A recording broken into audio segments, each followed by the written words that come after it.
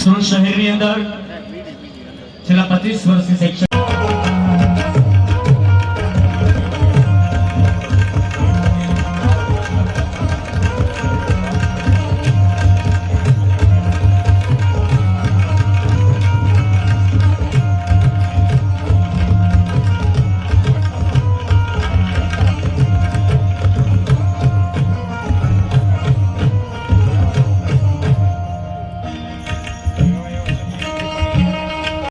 પર જશો અને સન્માનમાં સાથે જોડાશો। દિનેશભાઈ અને સીકે આહિરને પણ વિનંતી છે આપ સન્માનમાં સાથે જોડાશો।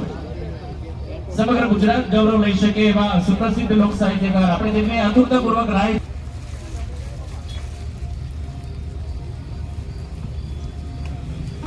અને મંચ ઉપર સાહેબ શ્રી દિનેશભાઈ જે છે એમણે પૂર્વ મંત્રી ભારતીય જનતા પાર્ટી ગુજરાત પ્રદેશ વિનંતી કરીશ રઘુભાઈને આપ મંચના આગળના ભાગે આવશો। પરેશભાઈને વિનંતી કરીશ કે આપના વરદસ્તે માનનીય રઘુભાઈને આપ મંચ ઉપરથી સન્માનિત કરશો। જેઓ કાયમી માટે સમાજને એક આગવી દિશા આપવાનું કામ કરી રહ્યા છે।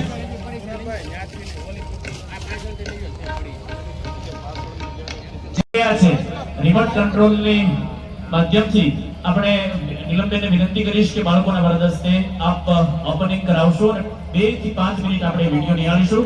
તાળીઓના ગડગડાટથી આપણે આ ઓપનિંગને વધાવીશું। આર્યન ગુરુકુલમ દેશ કી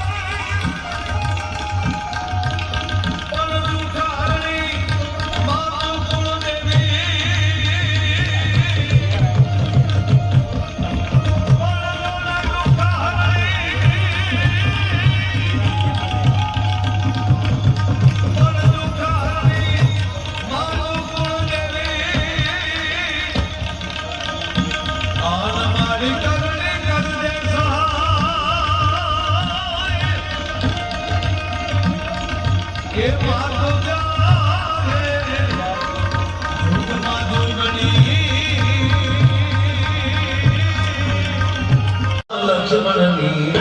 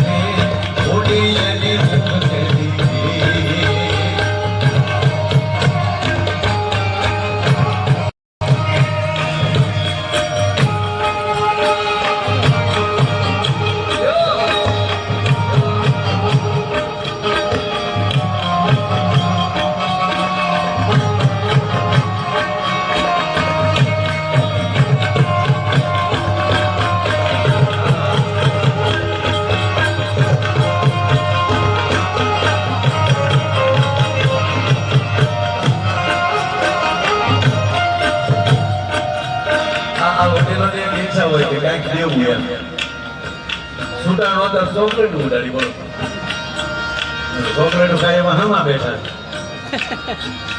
એક ભાઈ એના છોકરા દીકરા કે હા બાપા એ કે ફળિયામાં કૂતરું આવ્યું કઈક નાખ ફળિયામાં કૂતરું આવ્યું કઈક નાખ કે પણ બાપા કાંઈ નથી તો બે ધોકા નાખ પણ ખાધા વગર નો દાવું તો હે